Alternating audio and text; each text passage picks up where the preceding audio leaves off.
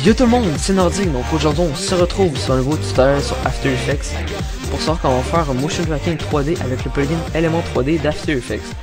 Donc avant de commencer la vidéo, je dois vous dire que si j'ai 350 likes sur ce tuto là, je vais vous faire un making of de mon edit Daylight V2 qui est sorti très récemment. Donc si vous l'avez pas vu, c'est vraiment à voir, c'est un de mes meilleurs edits selon moi. Et c'est ça.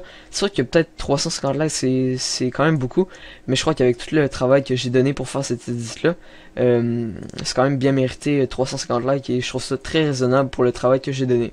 Donc ça c'était la petite parenthèse de début de vidéo.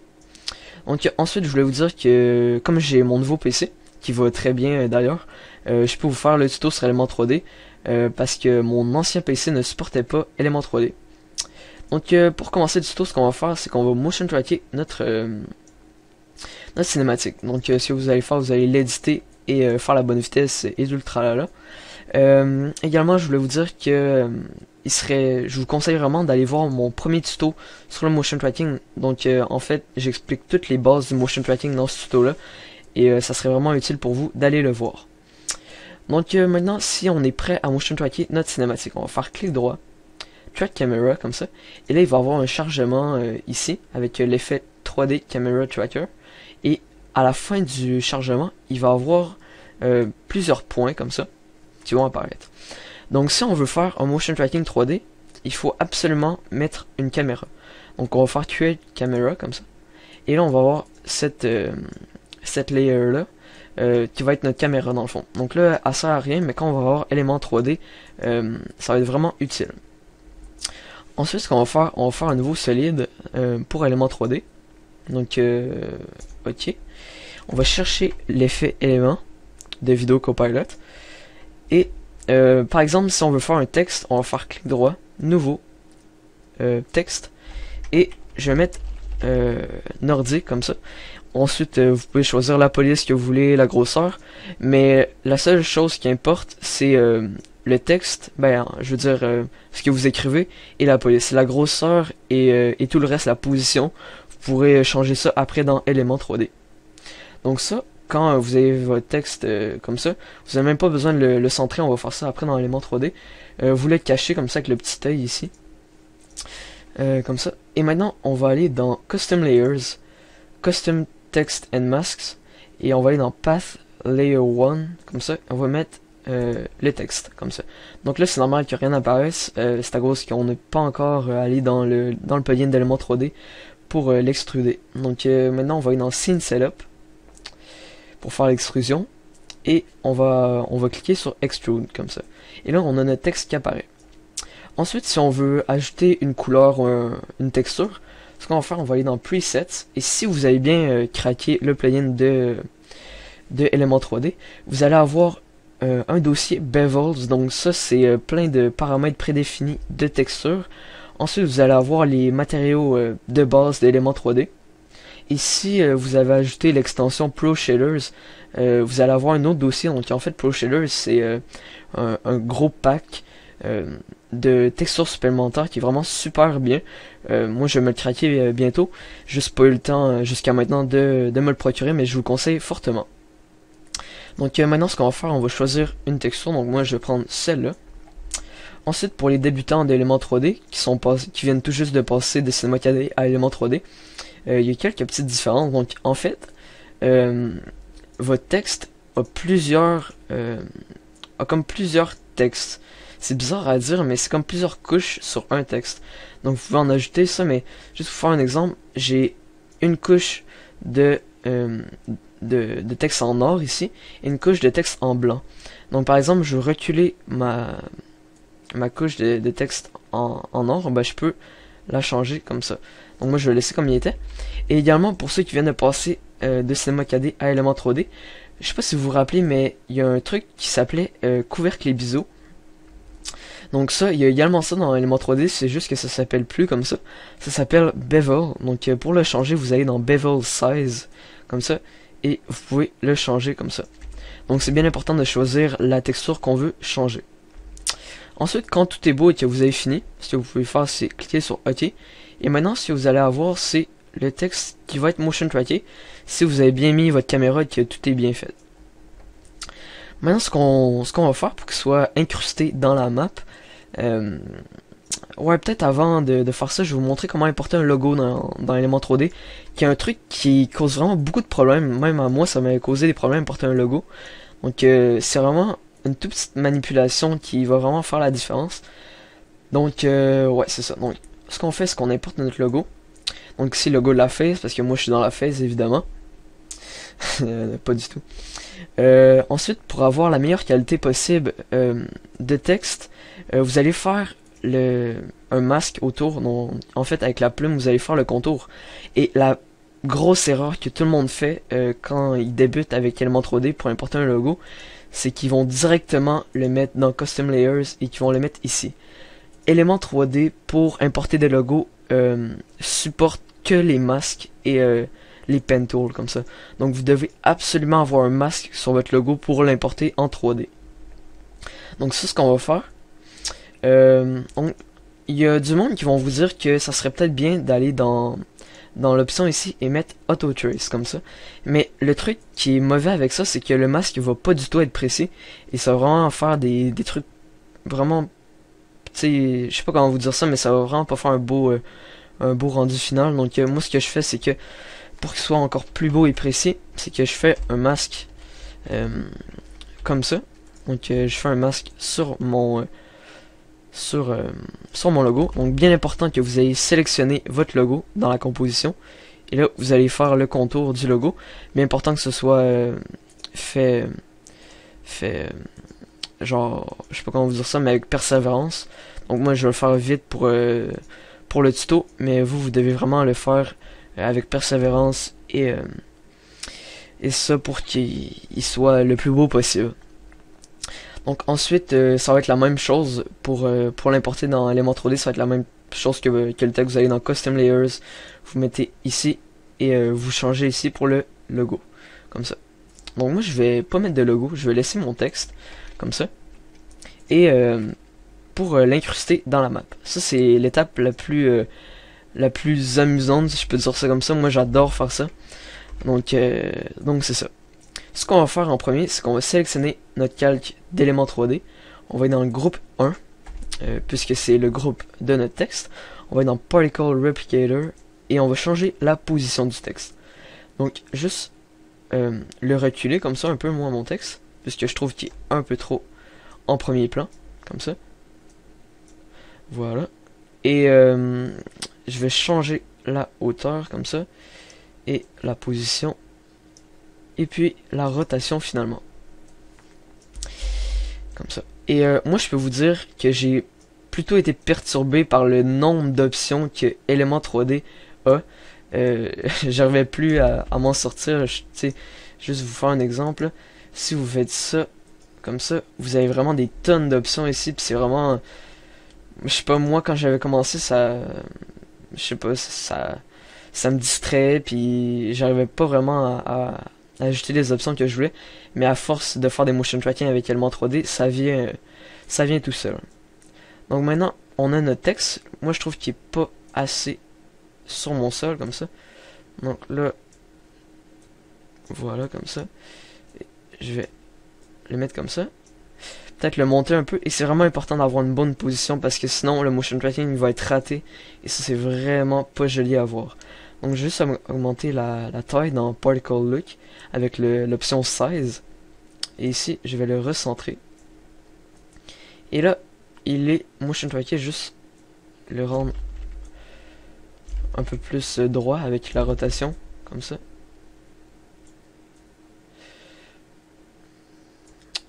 Voilà. Comme ça. Donc, je vais simplement remettre la rotation. Je sais pas pourquoi, mais je trouve qu'il est pas super bien fait en ce moment. Ouais, comme ça devrait être bien. Et je vais simplement augmenter la hauteur, comme ça. Et là, il est motion tracké. Donc, comme je vous ai dit, assurez-vous bien que le texte est dans la bonne position. Sinon, ça va faire un motion tracking raté. Donc, quand on a notre texte qui est bien motion tracké et qu'on est sûr que ça bouge pas et qu'il n'y a aucune erreur, on va faire les ombres. Donc, pour faire ça, on va aller dans Scene Setup, on va aller dans Primitive et on va mettre Plan. donc plain en anglais. Et ici, bien important, c'est très important. Au lieu de mettre le groupe 1 ici, vous allez mettre le groupe 2. Sinon, ça va comme remplacer le groupe 1 et vous allez avoir seulement le texte au lieu d'avoir le plan également. Donc, dans le fond, les groupes ici, c'est comme des dossiers d'objets. Et c'est bien important de mettre chaque objet dans un dossier différent. Donc, c'est ce que je fais ici. Ensuite, on va faire OK et on va repositionner notre plan. Par exemple, je veux que mon plan soit exactement à la même, pas à la même endroit, mais en même position que mon texte. Je vais aller dans le groupe 1, donc l'endroit où est mon texte. Je vais faire copy dans l'endroit copy and paste. Je vais aller dans le groupe 2 et je vais aller dans copy and paste et je vais mettre paste. Comme ça, donc là, le plan va être exactement au même endroit que mon texte. Maintenant, je vais l'abaisser comme ça pour qu'il soit au même niveau que mon texte. Voilà. Et je vais augmenter la grosseur. Comme ça. Et voilà. Ensuite, si on veut faire des ombres, ce qu'on va faire, c'est qu'on va aller dans Scene Setup, encore une fois. On va cliquer sur le matériel du plan. Et on va cliquer sur Mate Shadow. Comme ça, donc là, tout va disparaître, c'est bien normal, ne vous en faites pas. Et là, on va voir que tout va disparaître. Donc ce qu'on fait maintenant, on va aller dans Render Settings, donc il y a les paramètres de rendu. On va aller dans Ambient Occlusion, donc comme vous le savez dans Cinema 4D, c'était occlusion ambiante. Ben ça c'est exactement la même chose, mais pour faire des ombres. Donc on va mettre Enable ici, ça c'est pour activer les ombres comme ça. Et là on va augmenter l'intensité des ombres. Et moi j'augmente souvent le rayon comme ça. Et je baisse l'intensité comme ça. Et là vous voyez que votre texte a vraiment l'air beaucoup mieux comme ça. Il a vraiment l'air d'être réel et d'être incrusté dans la map. Donc ça c'est vraiment bien. Ensuite, si on veut changer le type d'éclairage, ce qu'on peut faire, on peut aller dans Lightning. Et ici, vous pouvez vraiment changer les types de lumière. Donc c'est vraiment à vous de voir. Moi je vais le laisser sur les lumières par défaut. Et ça dépend vraiment de votre map, l'éclairage. Donc moi je vais le laisser là parce que ma map est pas très favorable à l'éclairage. Donc c'est ça. Ensuite on peut aller pour que notre texte reflète la map, pour qu'il y ait une réflexion. On va aller dans Environnement. On va mettre dans Override les deux, donc le calque de la cinématique. Donc moi c'est le calque MP4.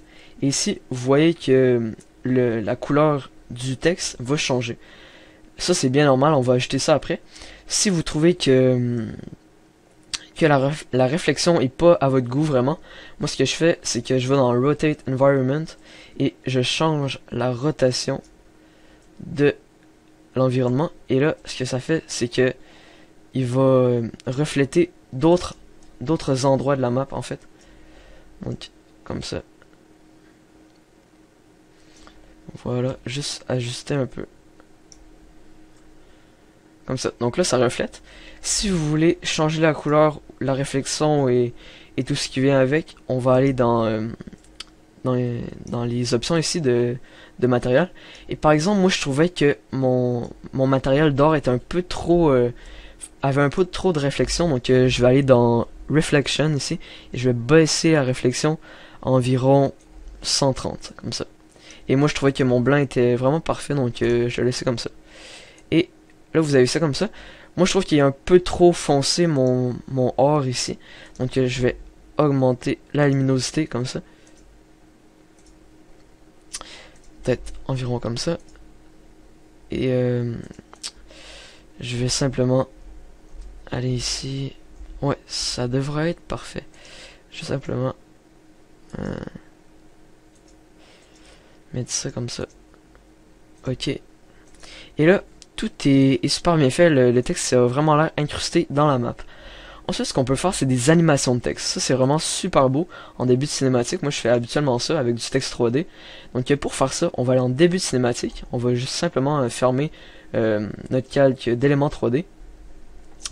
On va aller dans groupe 1, donc dans le fond, le groupe de notre texte. On va aller dans Particle Replicator. On va ensuite dans Particle Look. Multi-object, on fait Enable, donc on va activer le multi-object. Donc ça va séparer chacune des lettres ensemble pour les animer. Et ensuite, on va mettre des clés à des effets qui font des animations. Donc, moi, il y a ceux-là, ces effets-là, comme ça, qui sont vraiment super. Donc, j'ai coché, juste pour information, j'ai coché Rotation Random, Displace, puis Scatter, comme ça. Et également, je vais mettre une clé à la position des X et Y, puisque la position va changer. Donc si vous voulez simplement avoir les effets que vous avez mis des clés, vous cliquez sur votre calque d'éléments 3D, vous appuyez sur U. Donc là vous allez simplement avoir les points des animations que vous avez mis des clés. Vous allez les sélectionner, faire CTRL-C, aller à la fin de votre animation que vous voulez qu'elle soit, faire CTRL-V, comme ça. Donc là vous avez deux fois les mêmes points. On va aller au début, au premier point, et on va simplement changer comme ça les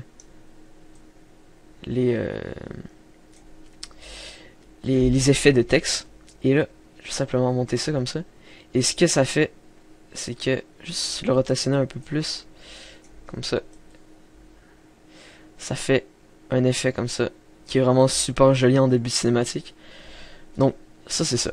Ensuite, pour que l'effet soit plus smooth en anglais, je sais pas trop comment dire ça en français, pour qu'il soit moins raide, genre moins, qu'il s'arrête moins brusquement, exactement, vous allez sélectionner vos derniers points, bien important que ce soit les derniers, et vous allez faire clic droit, Keyframe Assistant, et mettre Easy Ease, comme ça. Donc là, vous allez avoir des petits sabliers, et ce que ça va faire que votre animation va être beaucoup moins brusque. Donc elle va s'arrêter beaucoup plus aisément, si je peux dire ça comme ça. Donc si on fait une petite preview, je vais simplement voir ici, comme ça. Donc ouais, là tout est vraiment super beau. On voit les ombres ici, la réflexion. Moi sérieux, c'est vraiment des trucs que j'adore faire, le motion tracking dans un montage. Donc ensuite ce qu'on pourrait ajouter, c'est des particules, comme j'avais montré dans mon tuto sur la 2D, le motion tracking 2D. Donc je vais simplement faire ça vite, je vais pas vous montrer comment faire parce que j'avais déjà montré dans mon premier tuto. Donc ne soyez pas importunés par ça. Donc là j'ai mis les particules, ici j'ai juste augmenté la taille, comme ça. Tac. Donc là j'ai mes particules, je vais mettre ça à environ 10. Et ensuite je vais mettre une optical flare, donc une lumière en haut. Optical flare. Donc ça, si vous voulez avoir plus de précision sur ce que je fais en ce moment, ben vous devez vraiment aller voir mon premier tuto. Donc ça, je vais mettre ça comme ça. Add option. Et je vais mettre par exemple celle-là. Et je vais ajouter un petit objet comme ça. Donc là on a ça. Je vais la motion tracker comme ça.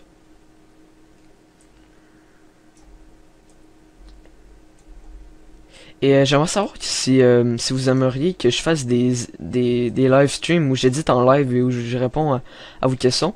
J'ai pensé à ça il y a quelques jours de cela. Et je me disais que ça pouvait vraiment être pas mal, que je pourrais vraiment vous aider avec ça. Au lieu de tout le temps avoir des tutoriels à faire par dizaines, ben je pourrais vraiment répondre à vos questions sur le vif.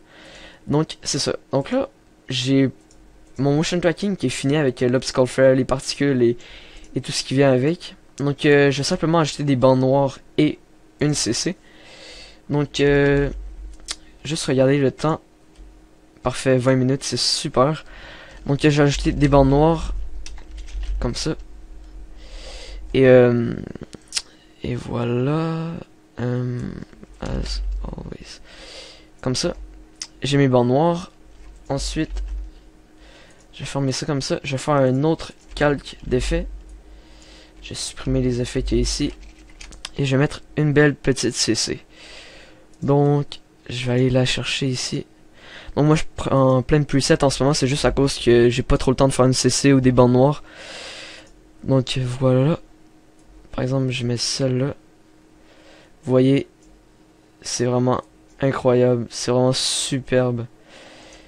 Moi j'adore voir des motion tracking aussi bien réalisés. Et moi, je veux vraiment vous venir en aide avec ça. C'est pas que vous êtes mauvais en motion track, loin de là. C'est juste que je crois que le motion track ajoute beaucoup à un edit. C'est vraiment, ben pas la base d'un edit, mais c'est vraiment ce qui peut ajouter de la beauté à un edit. Et c'est vraiment super agréable à regarder. Donc, on a ça comme ça. Et je tenais simplement à vous dire également ce qu'on peut faire pour que le texte soit encore plus fluide. Ça va peut-être l'air bizarre à dire, mais on peut ajouter du flou. Donc, ce qu'on fait, c'est qu'on clique ici sur le pour activer le flou et on va aller sur le calque d'éléments ici et on va cliquer sur le flou comme ça. Et là, ça va faire un mini flou. Peut-être qu'on va peut-être pas bien voir là, mais je vais simplement essayer de vous montrer. Je vais mettre ça. J'ai enlevé ces deux trucs là ici. Si je l'enlève et si je le mets, ça va faire un petit flou qui va vraiment rendre le truc un peu plus fluide. Comme ça. Donc je vais faire une prévisualisation finale. Comme ça, pour vous montrer le résultat. Donc c'est vraiment un tuto que j'ai adoré faire. Moi c'est... Je sais pas pourquoi, mais... Avant, j'aimais ça, faire de la synchronisation, faire des effets, mais j'ai vraiment découvert que le motion tracking, c'est un des trucs que j'adore le plus faire. Donc c'est ça. J'espère que vous aussi, vous aimez ça, grâce à ce tuto-là. Donc, je vais simplement regarder.